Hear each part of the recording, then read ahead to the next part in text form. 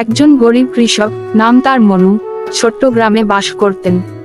তার জমি ছিল অল্প, তাই বড় কোনো ফসল ফলানোর কথা চিন্তাও করতে পারতেন না। একদিন গ্রামের বাজারে একজন লোক তাকে বলল, তোমার জমিতে লাউ চাষ করো, দেখবে ফসল তুলে অবাক হবে। মনু প্রথমে একটু দ্বিধায় পড়লেও শেষে ঠিক করলেন চেষ্টা করবেন।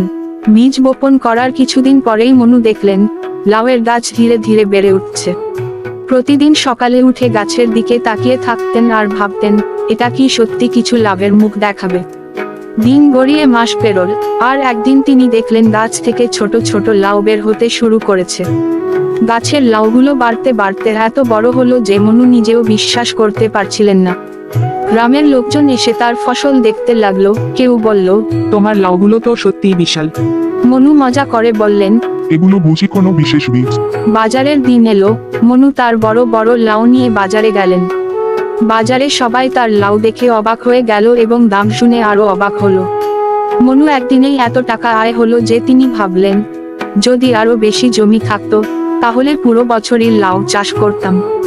এইভাবে মনু লাউ চাষে শুধু আর্থিক সাফল্যই পেলেন না, বরং তার আত্মবিশ্বাসও বেড়ে গেল।